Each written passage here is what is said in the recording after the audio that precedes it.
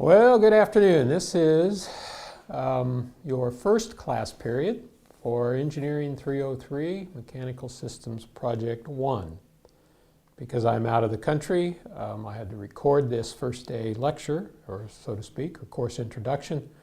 So I'm taking advantage of our facilities and the UTO capabilities in this area to create this video and lecture.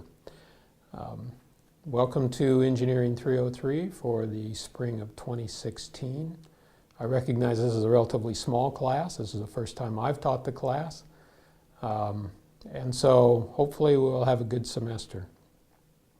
If you know anything about previous incarnations of Engineering 303, and I'll pause here to get this thing up to full screen mode.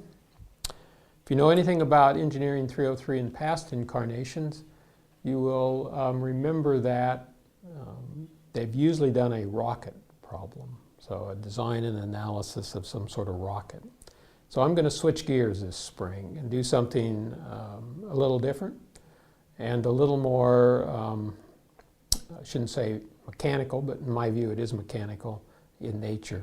So I hope that you enjoy this systems project this spring and find it a valuable learning experience.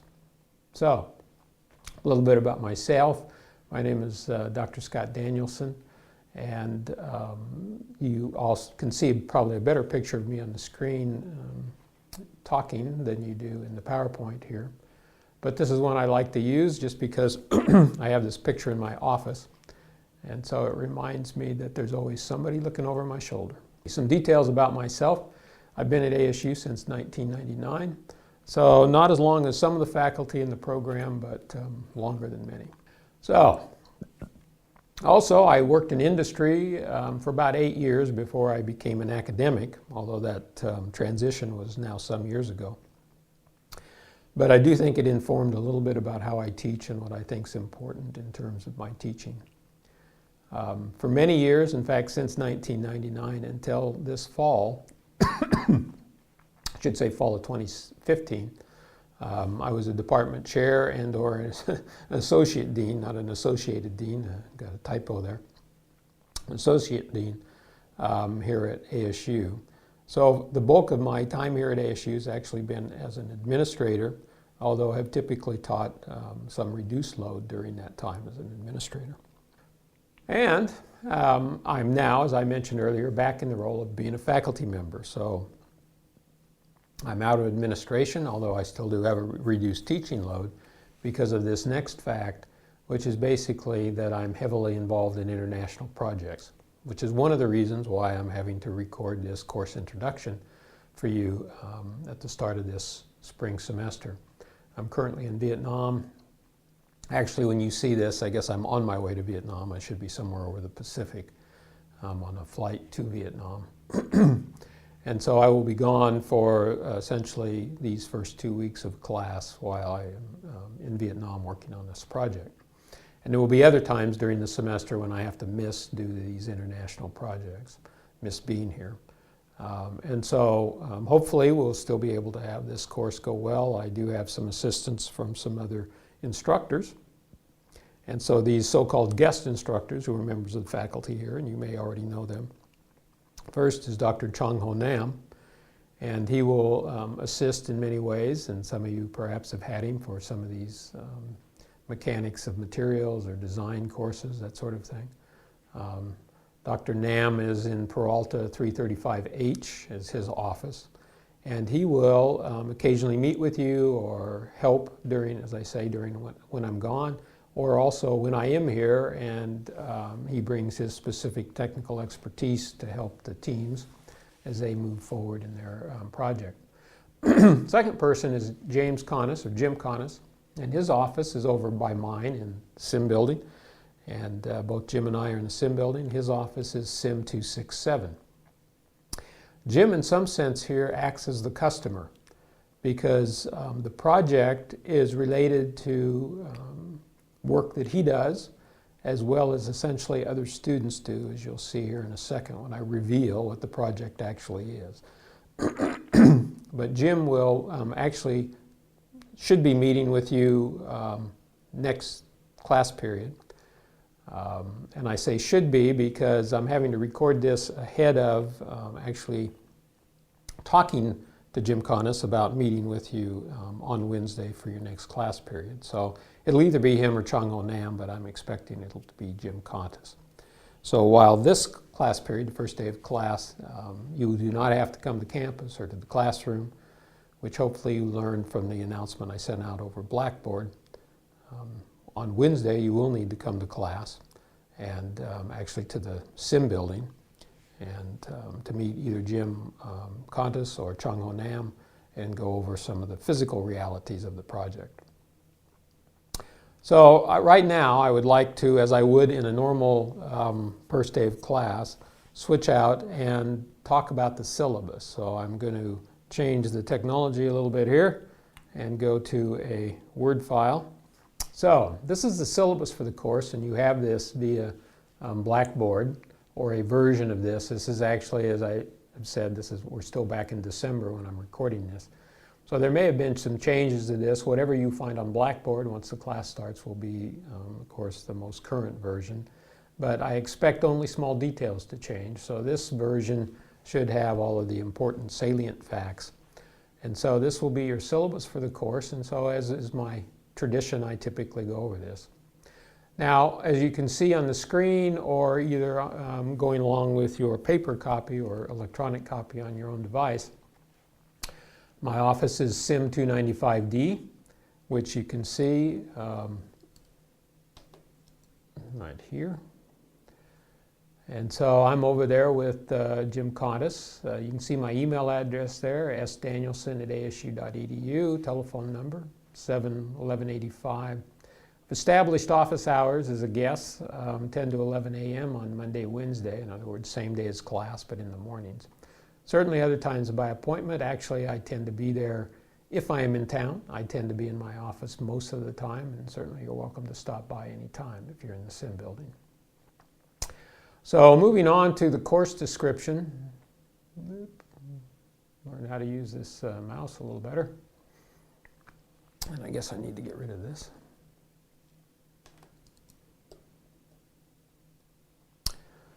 The course description basically is as per the catalog. Analyze, design, implement, and characterize a mechanical system through in-depth mechanical system sort of analysis in my case, in our case.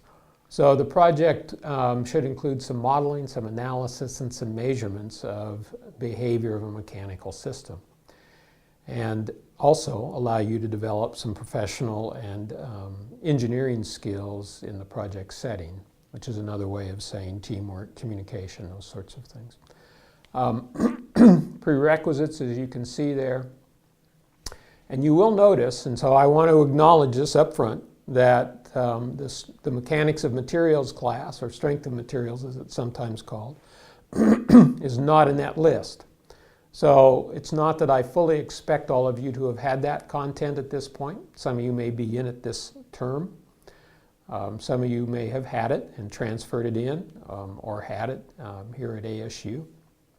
But certainly not everybody is expected to have it. However, it is my hope that still with the resources that we both give you, and I say we, Dr. Nam and myself give you on stress analysis, or those that are already resident in the team members, we will be able to accomplish some stress analysis. But again, I will not expect you to necessarily have had that material, although I do know from a transcript analysis, looking at different transcripts for all of you, that some of you have had that content. So because these are team efforts, the stress analysis component would not necessarily be something that individuals would be asked to do, but the team would be asked to do. So I believe that you will be able to cope with that setting. And keep in mind, these project settings actually try to mimic or act like the engineering environment when you are working in industry. And often we are called upon to do things that we haven't just had a class in or just totally remember. So you may have to do a little self-guided learning in some of these cases. But Dr. Nam and I will certainly be assisting you in that process and helping you understand both the concepts and how to apply them. and not just in stress analysis or the mechanics of materials part, but also in the statics and dynamics parts, and I'll touch on that a little bit later. So there is no required textbook, but there is the likelihood we will give you some resource materials in addition to kind of lectures that we may do, or I may do.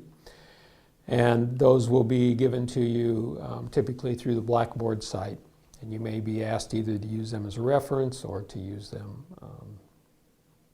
for the homework. Now, if you have textbooks, particularly if you have the Hibbler statics and dynamics books, those will be of value to you because I will be doing some lectures out of those books, and we will be assigning some homework out of those books. But the homework will be captured in a way that if you don't have the book, you will still be able to tackle the homework, or be given the homework problems, but keep in mind that the books will be of value to you as you go forward in the project, because there will be individual homework that is related to those two topics. That's the statics and dynamics. So keep in mind that, I guess as a general admonition, that some books you should probably keep as you go through your program of study, because you will not just use them during the course, but in later courses and then after you graduate. And I personally would lump statics and dynamics into that list. So the course format, a little bit of overview here. So it's a 3-credit required course for everybody in the mechanical systems concentration. We will be using the Blackboard, so you can go up to My ASU, so I'm sure you know how to do, and access the Blackboard. You will be getting messages through that. In fact, you got a message about this lecture being online, and the fact that you found this lecture means you've accessed the Blackboard site, because the information on how to find it was provided to you there.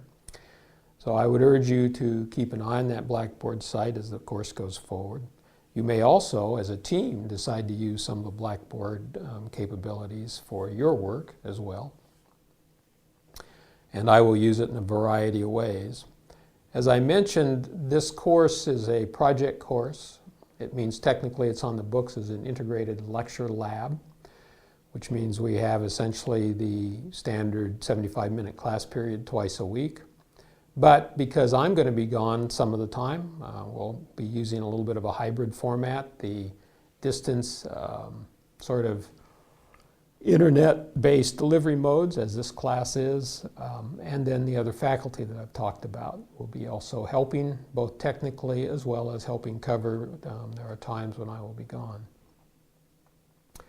So, slow learner on this. 2 teams will be formed. As I'm recording this, we have 10 students in the class, so that would mean 2 teams of 5. If it stays even, then we'll have 2 even-sized teams. If we get an odd number, then one team will be slightly larger than the other. My plan is I will assign those teams via Blackboard. I don't have all the information I need right now to do that, because I am basing that a little bit on some of your past history. So I'm trying to gather, as I mentioned earlier, via transcripts and some other things, your experience and knowledge areas, so I can assemble teams that have a good balance of knowledge. You're going to work on the same project, kind of, and the project basically is suspension analysis of a mini Baja car. So you may have heard about the mini Baja teams that the Polytechnic School has fielded over the past few years. They've been relatively successful. They are still always hoping to do better. They haven't captured first place yet at a race, but they have been in the top 10. So we are going to analyze either the front or rear suspension of the mini Baja car. So one team will do the front, one team will do the rear suspension. But it will not just be analysis. I also want you to test and essentially either validate some of your analysis or just experience how testing is done using this sort of technology on a real vehicle. So you will be doing basically 2 aspects to the course then, as we'll talk about in more detail later. Kind of an analytical analysis, as well as then the testing phase with the car.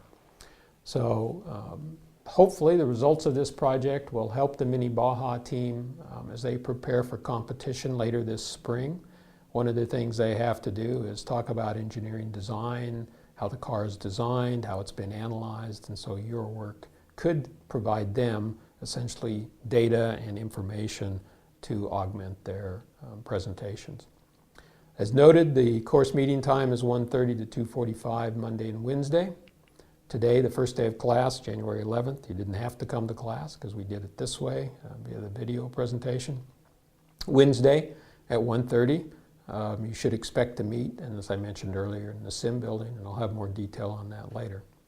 Right now, as in end of December, the classroom is listed as Peralta 117. I am asking to see if that can be changed to the Sim building because that's where the car is at and that's where much of your work will be done. But I haven't heard back on whether that's possible. So the technical topics, you can see that first one there is free body diagrams. You hopefully remember those words from your engineering mechanics course, the statics and dynamics. So free body diagrams will be important, as well as three-dimensional static analysis of a machine. Now we'll build up to that. There'll be some information I'll either review or give to you depending on how it was covered in your class. And remember, this class is a prerequisite, the statics dynamics component, wherever you took it, whether here or at another place. That is a prerequisite for this course. So I'm expecting this not to be new information, but something I can review with you. Depending on your individual instructor, you may or may not have covered some of these topics within your statics class. So we'll cover it again in this project class. So the two-dimensional dynamic analysis, which will involve what we call general plane motion and then impulse and momentum. Because part of what the reason we are using statics and the dynamics in some ways here is to find loads, in other words, forces that are acting through the suspension. And in this case, we're going to do it when the suspension is traversing over an obstacle. So we're going to use what we're going to phrase as a standard obstacle. The car will go over that at a specific rate, in other words, velocity, speed, and then you will analyze the impact of that obstacle and the loads it generates through the suspension. So that's what we're going to focus on is forces, and you'll need static and dynamic analysis to do that. There will be some modeling of a relatively complex system, so we'll have to simplify that modeling. We will ignore some aspects of the pneumatic tire, for instance, at least initially. And then there is that second component, as I mentioned, that experimental design. So you're going to test, you have to design that test. You have to think about the testing, how you're going to do it, and what you're going to test before you actually go in the field and do it. That's an important part of being an engineer, of being able to think about those things. What do I want to know and how am I going to find it out? And then designing the experiment and the data collection to be able to give you that information. We're going to give you a choice, hopefully, if we can muster the resources, and I believe that we can for either case, is either use a strain gauge approach or using what I've termed here as an IMU or an inertial measurement unit that would essentially allow you to measure G-forces or the accelerations, accelerometers, in effect in this IMU. Now the data collection in each is different, the technology is different in each, and so you may choose as a team to do one or the other, and either is fine with me as far as I'm concerned. I think both would give you good knowledge, good expertise, and good experience, but you will have a choice on that one. I'm going to have to pause here, so I'll come back.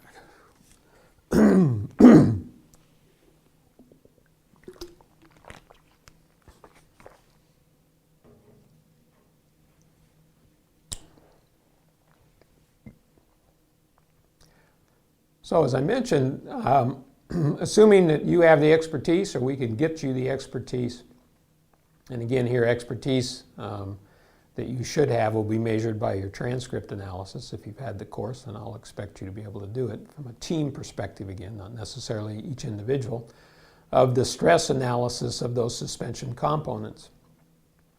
So the static and dynamics gives us forces. Once we know forces and essentially geometry and materials and the way the suspension has been built, we can then generate stress analysis, and we can validate that stress analysis essentially with our measured stresses through either the IMU or the strain gauges. So that's the way it's done in the world, so that's our hope that we can have you work through those processes as a part of this project. If possible, if we have enough data and we get good enough data and you have made it to this point as a team, the ideal is that we can give the Mini Baja some design recommendations, i.e. to the customer and the Mini Baja team as represented by Mr. Conis or potentially the student leaders of those teams, information that would be useful to them. So the expected learning outcomes, that you'll demonstrate successfully operate as a team, because you'll be operating as a team for much of this course. Communicate in oral, written, and graphical modes. Be able to perform the engineering analysis using statics, dynamics, and ideally mechanics and materials, again, as a team. Perform that field testing using tools and techniques common to the field of mechanical engineering. As I mentioned, strain gauging, taking those data, IMU and those resulting data and being able to translate that into stress and strain will be important, and then meeting the needs of a customer. The engineering program student outcomes related to the course: technical competence, teamwork, problem solving, communication, engineering practice, and then design. Design is probably the least addressed in this project as it currently is. But this, I think, will be very good experience for you as you prepare for your capstone course in the coming year or two, which will be much more focused on design. So the deliverables that I will expect from you, both you as an individual, you as a team, individual homework or quizzes that we may give you. I expect most of this to be homework. So you'll have to document your understanding of these technical concepts. That'll be related to any sort of lecture or work that we give you on the statics and dynamics. Again, that should be review. Hopefully it will be pretty straightforward, but some of it may be new content. Give you a chance to work on those kind of simple problems that come out of a textbook before you try and do the real thing then on the car and the car suspension. So you will be doing those homework problems to get you ready as a team then to do the teamwork, which will be to analyze, for instance, from the static point of view, a three-dimensional multi-component machine, which the suspension components will represent to you. And so you'll see that first we'll build the expertise and then have you apply it on the real machine, in this case the car. You'll have some presentations that you will present as a team about various steps along the way. For instance, once you've completed your static analysis of the suspension, whether it's front or rear, depending on your team, then you will present those results to both the faculty as well as to the other team. You'll do that at various points as we move through the project. You'll have to do the testing plan, the design and implementation then of that associated hardware and software that you've selected to use in your testing. There'll be some intermediate project reports that will go along with the project presentation, so you'll essentially have to create both an oral, graphical, so to speak, in other words, a PowerPoint or something simple on your progress to point, or to that point, what you've decided, and then also a short written report. These things should not be lengthy, long, but they should be well done and professionally presented. Final project report and presentation, so that again will be a team report and it will document the entire semester and the work you've done. So as we go through each one of these pieces, they will form essentially, think of it as a chapter or a large chunk of that final report. Grading policies, and again that's one of the important things of the syllabus contract, is the grading policy. So as I say here, I typically will use a plus-minus grading bracket. Grading boundaries can be curved down but not up. So if I say 90 is going to be an A, or an A minus, as the case may be, then that's what it will be by percentage. However, if I decide to curve down, I can do that, but I will never curve up. So the actual items that you will be graded on: faculty evaluation of effort, adherence to schedules, and deliverables. And that's 10%, and that's an individual grade. So as I watch and interact with you as a team member over the coming semester, and Mr. Conness, Dr. Nam observed the same thing, that's going to serve to be a chunk of your grade. That's much like evaluation happens in the real world, where it's not done on a test, it's not done on homework, it tends to be done on how you're perceived of your effort, getting your part done when it's due, that sort of thing. Homework and other individual work, as I mentioned, 15%. Peer evaluation, you will be doing peer evaluations within your team. 10%. Attendance at required class meetings, team projects, 10%. Those are all going to be individual components. So individuals will earn their associated score in those areas. The following things are all team things. So your oral presentations, your project reports, the faculty evaluation of team performance. So the faculty will evaluate not just the individual, but also the team, two separate sorts of evaluation. If you fail to function well as a team, then all of you will lose or suffer a lower team score. Customer satisfaction survey, essentially hearing from our customer, the people we are doing this project with, in this case the Mini Baja group. Now, depending on how far we get, what gets done, what they need, what's happening within their team, do not worry too much about that one, because that customer satisfaction survey will only have meaning if in fact we've adequately been able to work with the team and give them something they need, which of course is our goal. But I put that in there because I think it's important that you recognize that many times in these projects, the customer's opinion of what you've done is very important. So that's the intent behind that one. Not that they'll be grading your work per se, but are they satisfied that you've made a good effort and tried to help them solve their problem? So you can see the standard scale here, the A, B, C, and as I mentioned, that does not get curved up, and again using the plus-minus scale. The task expectations, you will find in this class, I expect like many other project classes, that the workload varies. It will vary depending on what's due that coming time period. You may have some periods where it's going to be on you as a team to keep working, to make sure you're staying on schedule. And in fact, you as a team should probably think strongly about creating a project management schedule, a Gantt chart for this project, so that you can keep yourself online. Now, I did not specify that up here in the components for grade, but it does fit into several of these: adherence to schedule, deliverables. Of course, that's an individual grade, but typically in a good detailed Gantt chart for a project, individuals on the team are responsible for specific tasks. That's how I would monitor this attendance to schedule. And then, of course, the teamwork project, team performance, would also be benefited by using that sort of project analysis or project approach. So general information, and this latter part here is what I often think of as the stuff that I put in here as boilerplate, hoping to never have to use. Although some parts of it, for instance, the absence and makeup policies, you can see there is relatively important. But there are clauses in this general information that we hope we never have to use, but if we need them, they're here. So participation, your being involved in the team and the team effort, doing your share is important, as I've talked about.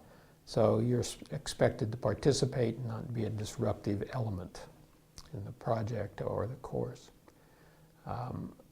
Attendance is not kept. Points will not be given. but a quiz may happen if it's a time when I've said for you to be in class. And if you miss that, then tough, you're going to miss those points. Cannot be made up. And then if you've been assigned some homework and you miss it, then you won't get to turn that in late unless there's been something that I deem as an acceptable reason or they've made some prior arrangements.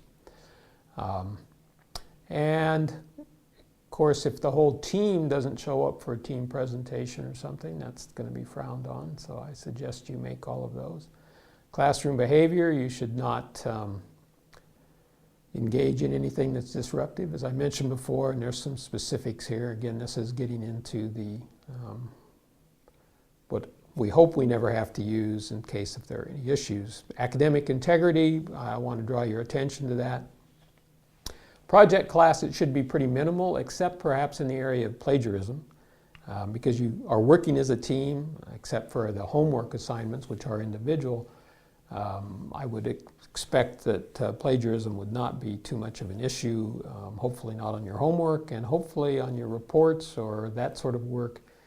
You don't find something that somebody else has done, and for instance, an analysis of some other mini Baja car or something, and blatantly plagiarize that.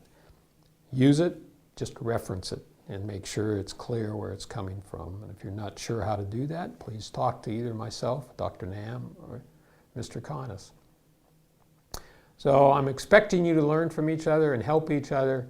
And so only in those things where there's individually accountability that's expected should you maintain that separation. Otherwise, it's a team effort and you should kind of work together as a team.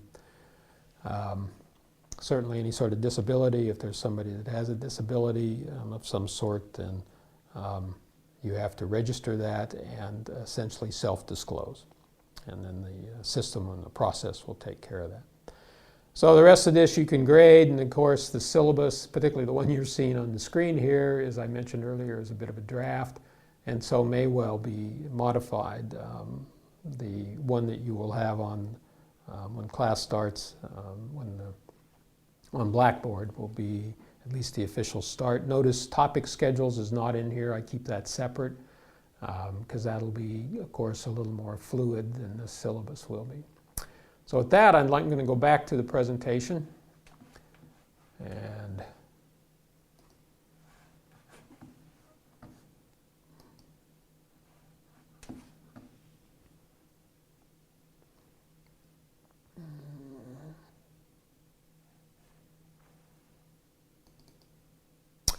so a little more about the syllabus, or a little more about the project. So I've mentioned quite a bit about this, but this front and rear suspension is a mechanical system. So you're going to use statics, dynamics, mechanics, and materials as you are able as a team again, and then test them using either the strain gauges or the inertial measurement units, essentially accelerometer or instrumentation, as you traverse a known obstacle. So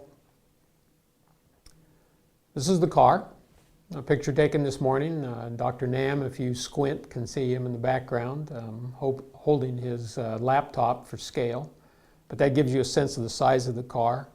It's a relatively small car. You may have seen it around campus. It's been featured at various events, so you may have already seen this car. But you can see it is a relatively small car. The plan right now is unclear. At one point, the Mini Baja team was going to build a totally new car and race it this spring. Over the Christmas break, there has been some discussion, and I have not heard the result of that discussion, but it may be that instead of building a new car, the team will essentially redesign components on this car. This was the car that was raced last spring. It went to 3 races. Basically finished top 10 at those 3 races, and was going to be essentially the prototype, if you will, for the new designed car. If they decide not to build a new car, because they are frankly behind schedule, then they will be modifying this car. So if that happens, the Mini Baja teams and your teams will have to communicate and coordinate about availability of the car for your testing. And that's where Mr. Connis, as essentially the faculty advisor for the Mini Baja team, will communicate and coordinate and help us set that up, either directly with team members or whether through Mr. Connis. So that's one wrinkle that right now I do not know the answer to. But when you meet with Mr. Connis on Wednesday, the second day of the class, he may well have an answer for you there. I expect he will have an answer. At least as to the base decision and exactly how the schedule will work out, we'll have to be flexible. So the front suspension. Half of you will be working on the front suspension. And again, I will essentially at this point, or certainly by Wednesday, you will know which team you are on. But the front suspension looks like this, and you on your screen may want to blow it up, look at it, or you'll see it on Wednesday on the car. But in this case, you will notice that it essentially has two struts or frame sets. There's one on the bottom.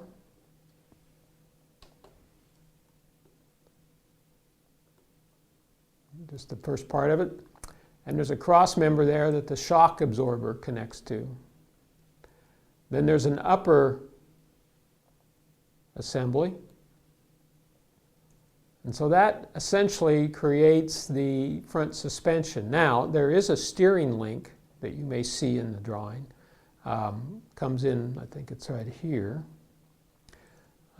That suspension link we're not necessarily going to analyze because it's not a part of the suspension. Okay. Another picture of it from another angle. Now keep in mind, and here you can see this lower A-frame. It's going to be important for you to understand this hub.